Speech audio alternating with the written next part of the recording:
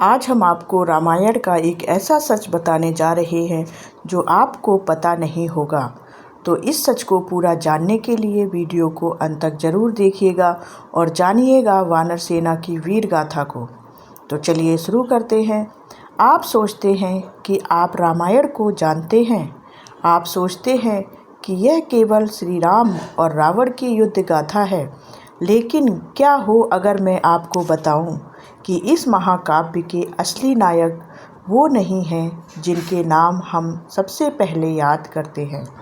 असली रीढ़, असली शक्ति और असली प्रेरणा के स्रोत थे वे योद्धा जिन्हें अक्सर बस पृष्ठभूमि में दिखाया जाता है।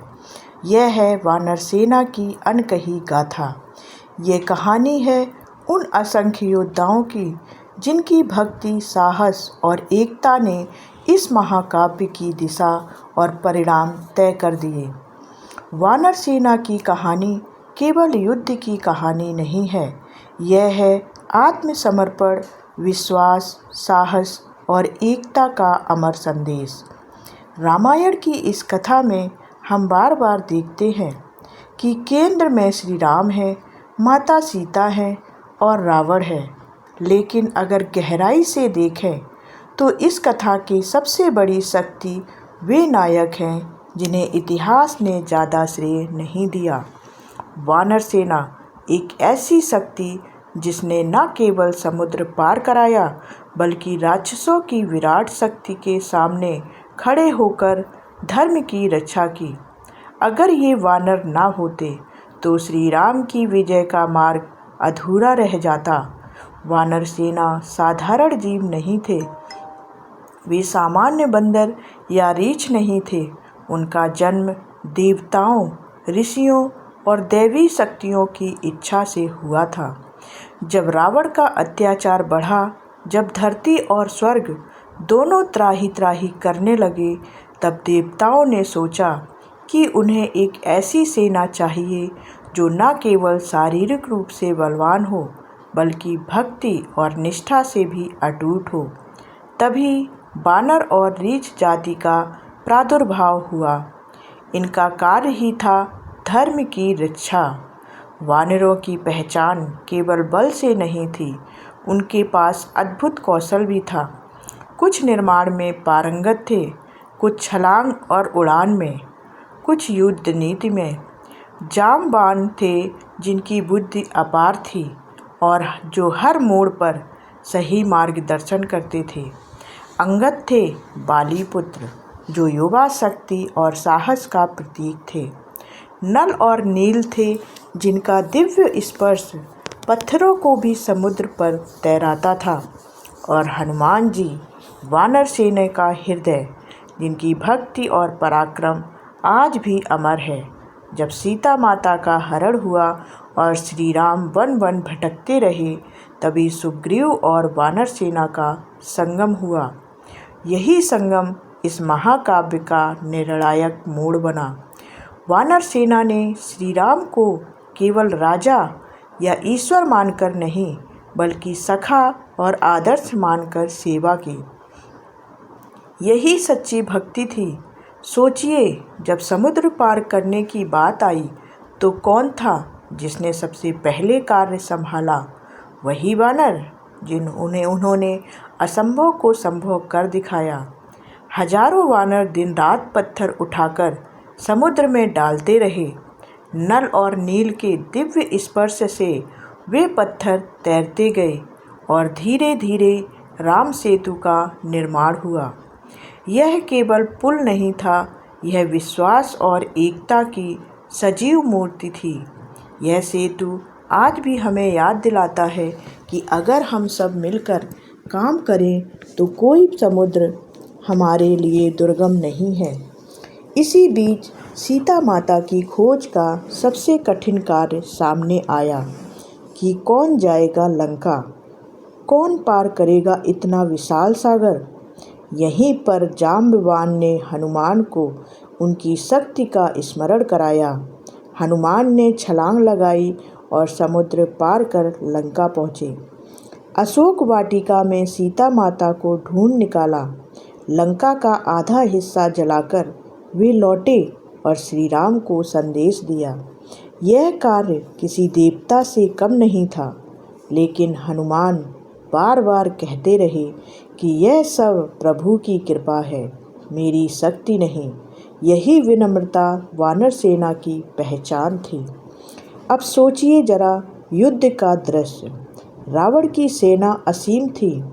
राक्षसों के पास दिव्य अस्त्र थे, उनकी संख्या भी असंख्य थी। सामने वानर थे, ना धनुष, ना तलवार, ना कवच था उनके पास। केवल और केवल अपने बल, अपने दांत, अपने नाखून और अटूट विश्वास के सहारे उन्होंने पर्वतों को शस्त्र बनाया, वृक्षों को अस्त्र बनाया। उन्होंने उस युद्ध में जो साहस दिखाया वह किसी भी वीर गाथा से कम नहीं था। अंगद की बात करें तो वह प्रसंग अविस्मरणीय है जब उन्हें रावण की सभा में भेजा गया। अकेले एक युवा वानर ने रावण और उसकी पूरी सभा को चुनौती दी। उसने अपना पाँव गड़ा दिया और कहा, यदि किसी में शक्ति है तो मेरा पाँव उठाकर दिखाए। पूरी सभा असफल रही। यह केवल शारीरिक बल का नहीं, बल्कि धर्म की शक्ति का प्रतीक था। जाम्बवान का योगदान भी कम नहीं था। उन्होंने न केवल युद्ध नीति बनाई, बल्कि हर संकट की घड़ी में श्री राम को और वानरों को सही राह दिखाई।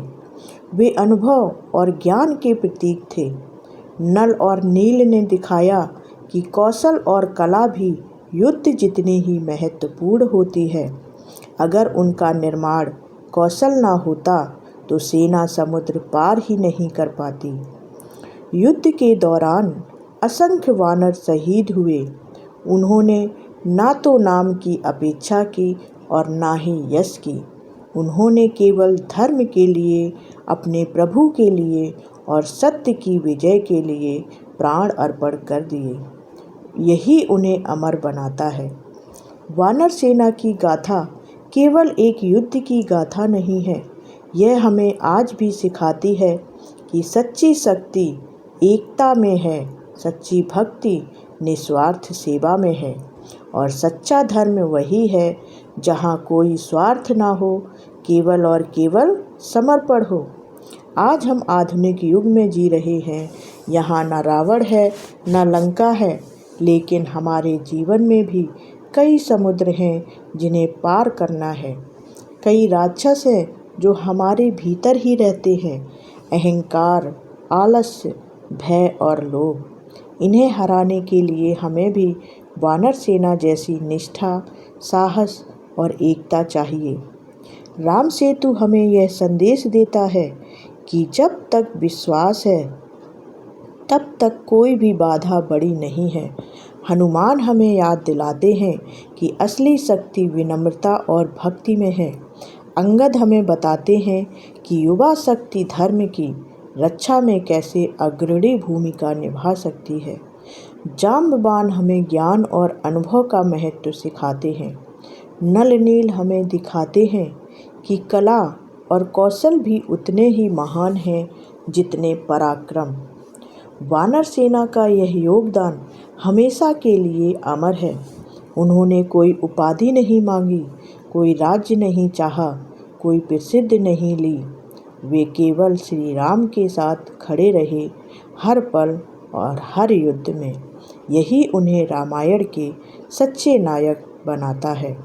तो अगली बार जब आप रामायण को याद करें, केवल राम और रावण की लड़ाई मत सोचिए। उन असंख्य वानरों को भी याद कीजिए जिनके पसीने और रक्त से यह विजय संभव हुई है। उनकी भक्ति, उनका साहस, उनकी निष्ठा ही इस महाकाव्य का सबसे बड़ा संदेश है। और यही है वानर सेना की अनकही गाथा। एक ऐसी गाथा जो हमें याद दिलाती है कि महानता केवल देवताओं और राजाओं में नहीं होती, बल्कि उन असंख्य साधारण दिखने वाले योद्धाओं में भी होती है जो बिना नाम चाहे इतिहास बदल जाते हैं। आज जब हम अपने जीवन में संघर्षों से जूझते हैं तो वानर सेना से प्रेरणा लें, अपने भीतर की एकता को जगाएं, अपने साहस को पहचानें और अपने कर्तव्य के लिए समर्पित हो जाएं। तब देखिए, हर लंका जीती जा सकती है, हर समुद्र पार किया जा सकता है। यह थी वह वानर सेना की अनकही गाथा, जो हमें सिखाती है कि सच्चा बल, सच्ची भक्ति और सच्ची विजय केवल एकता, साहस और समर्पण में है। और अगर आपके अंदर भी सच्ची भक्ति है तो कमेंट में जय हनुमान, जय बजरंगबली ज़रूर लिखें। धन्यवाद।